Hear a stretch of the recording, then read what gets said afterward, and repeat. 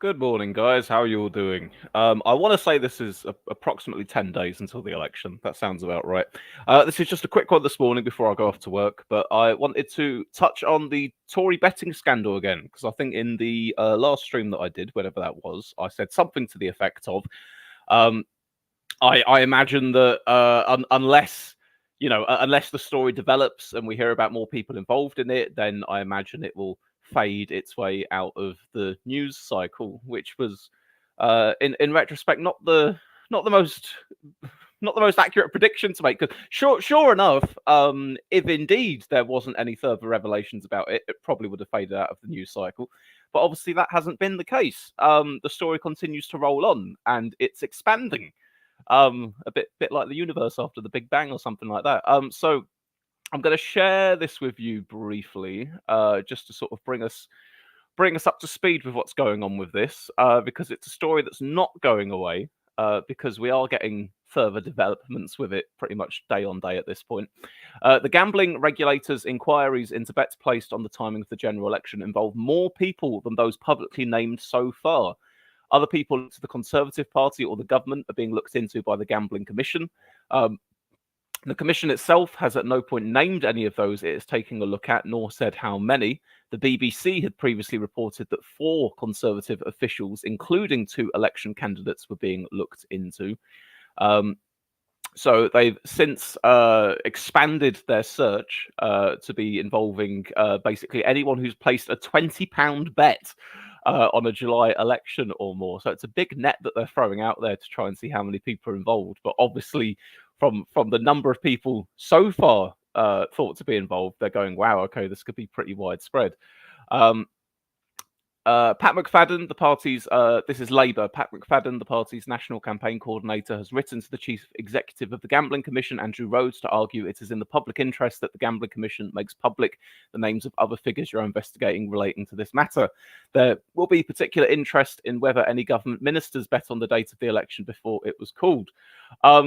So to further the story in a way, it's interesting because you do now have Labour and the Lib Dems and the like putting pressure, asking, well, can we have more information? Can you tell us if any ministers were involved? And obviously, in the absence of any definitive denials of ministers being involved, or I don't know, every minister individually going out and saying, no, it wasn't me, I didn't place a bet, then it allows that room to stoke that further speculation that there could have been involvement there. And of course, Sunak still hasn't suspended any of the candidates that are seen to be involved in this, despite calls, I think even from some on his own side, saying that you should be suspending the candidates potentially involved in this as well. So I think that even in the absence of hearing, oh, there's another person of this kind being investigated or that kind being investigated, now we're hearing about the investigation itself widening. We're hearing about the party responses.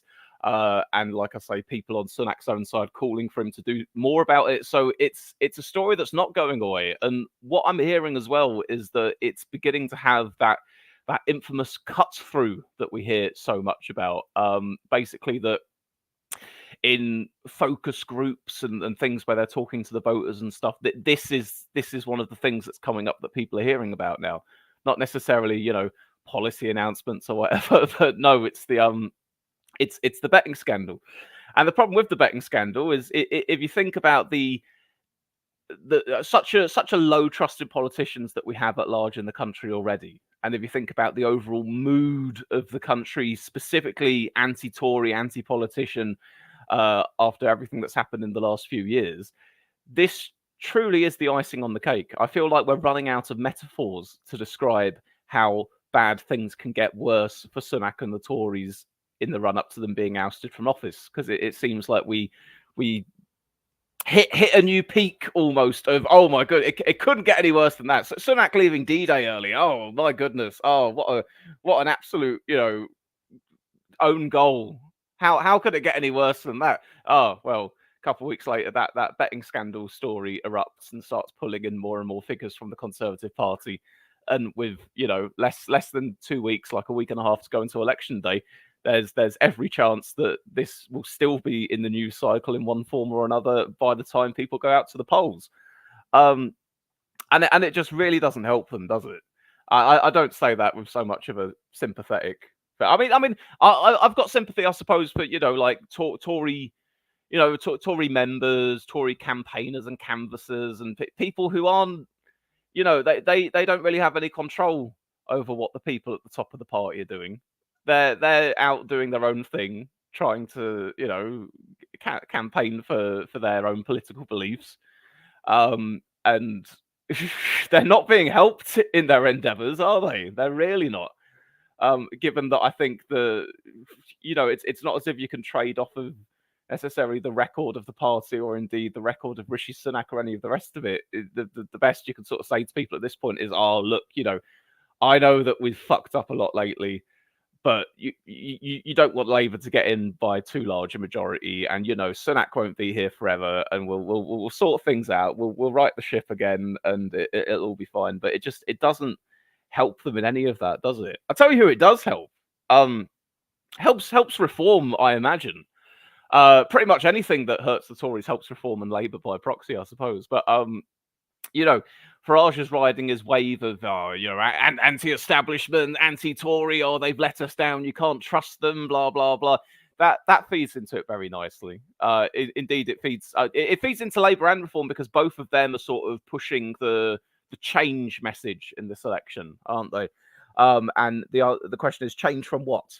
And it would be change from the same old Tories with the same old scandals and the same old just not being able to trust them about anything. So this is going to hurt them, and the Tories were hurting already. I feel like we only just wait for one event to feed through in the polls to see whether it's moved anything, and then another thing comes along where you go, oh, okay, let's have a little look at what happens here. So, I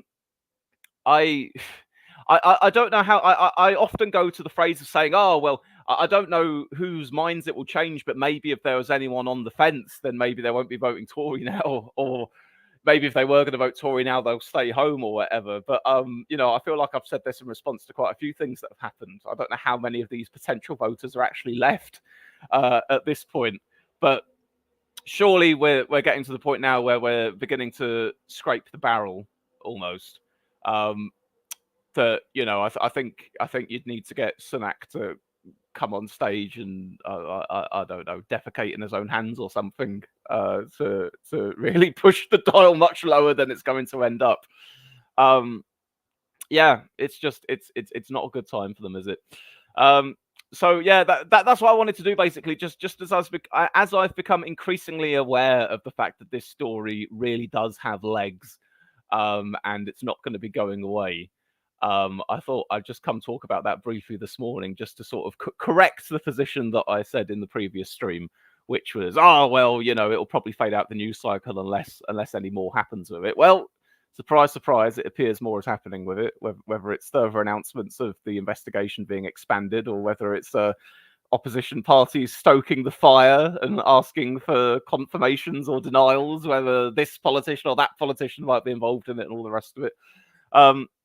So there we have it, guys. Not looking good for old Rishi and the Tories, and that does feel like an understatement, because I've been saying that much for the past few weeks or months anyway.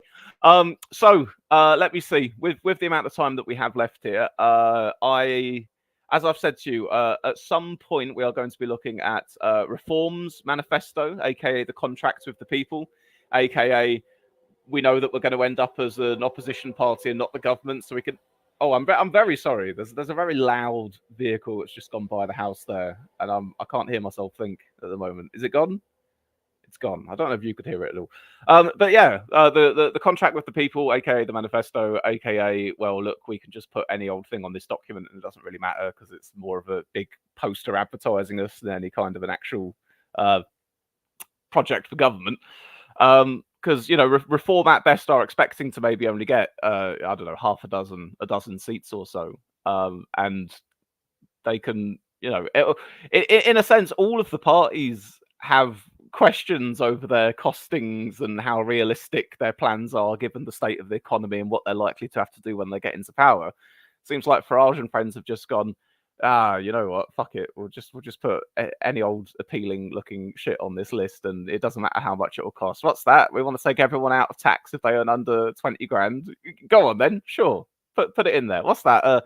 A one in, one out immigration policy. Yep. All right, then bang that on as well, and all the rest of it. So we will look at that, but you know, I'm probably going to have to look at it through the lens of going, right, they're saying this with some eye-catching proposals to appeal to the voters. It's you know, it's not a serious platform for government. And the Greens as well, for that matter. I might try and play a little game next time I've got some guests on, actually, where we hit up both in one go. We'll do the Greens and Reform, and I play a little game where I'll try and read out certain policies that perhaps sound as if they could be from either party, just to confuse them to see which one it is. Not that I'm trying to make any kind of a point that the Greens are similar to Reform. I'm not, but it's just fun to try and confuse people. So any long-term viewers of the channel who remember Cable or Fable that we used to play from time to time, I might get some guests on and try and see if they can guess which ones are Reform and Green policies. And obviously it will be the slightly vaguer, middle-of-the-road stuff. I think you could probably guess which of the two parties would like to leave the European Court of Human Rights and which of the two parties are very passionate about net zero, for example. And then in the final week, like I say, Labour and the Tories and their proposals as well. Grave Peril is here in the chat and says, if it's criminal, they should be named while being investigated. See, I don't know whether it's got to a stage of being criminal yet, if that makes sense. Like, has anyone been charged with any offences, or are they just currently being investigated?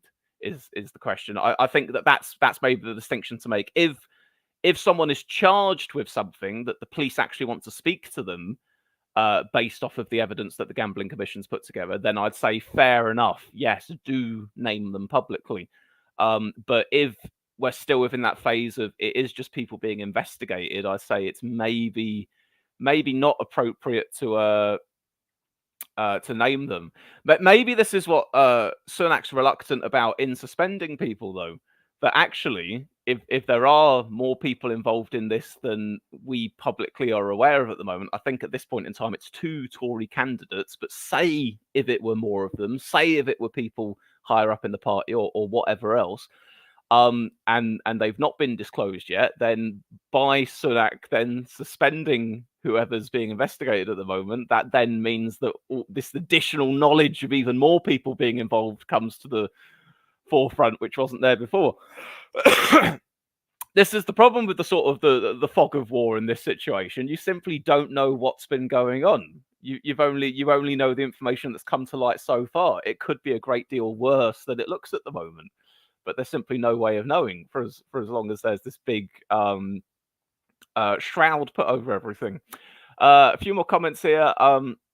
Makuta Teradak says the Tories want to spend the last 2 weeks on attack ads on Starmer. If they can spend it, I think they've ran out of money from what I've heard. They now need to use it for lawyers for defending majorities of 20k. I had heard something about that, and I'd only heard it, briefly on Twitter. So, pinch of salt, I suppose. But you're also saying this, that they are now pulling resources and winding up campaigns in seats that basically they know that they're going to lose. And they're now trying to push their resources into shoring up the quote-unquote safe seats. And God knows we're now starting to have discussions about maybe Rishi Sunak is threatened, maybe Liz Truss is threatened. Some of these much safer seats that we didn't think would be in the crosshairs perhaps are as well. In what world are we in when the Tories view 20k majorities as vulnerable? Well, I guess in a sense it's, if you think back to the by-elections that we had over the last couple of years, there was always caution to extrapolate out from the by-election results to say, right, any by-election of a majority of this size will then extend to the general election, and a seat with a majority of that size will fall as well. But considering that now the Tories are doing even worse in terms of support and people who say that they're going to vote for them than they were even at the beginning of the election campaign, it really does bring an awful lot of places into play. And it's still it's still not, it's still not incredibly clear what happens. Like, aside from the headline result of, okay, Labour pretty good majority, Tories really really bad time. The question ends up being, just how many of those Tory 2019 voters decide to stay home ultimately, or decide to come out and break for the Tories at the last minute, or what have you. That that could affect quite a few seats, but every indicator. So certainly in terms of things that have happened during the course of this campaign, um, near enough every major um event so far has just been more damaging for the Tories there. Um, so yes, I've got to go. I've got to go get ready for work, guys. But I just wanted to add an extra couple cents on this particular story. And I'll see you guys again soon. So enjoy your election watching. Unfortunately, we've not had any new polls out, or at least not in the past day or so, from what I can tell, for me to share with you. But by and large, it's the same as it's always been. Labour about 20 points ahead of the Tories. The Tories starting to dip below 20% vote share, and depending on the pollster, Reform either right behind them, or level pegging with them, or even some with them slightly out in front. There we are. Catch you all later, guys. Bye.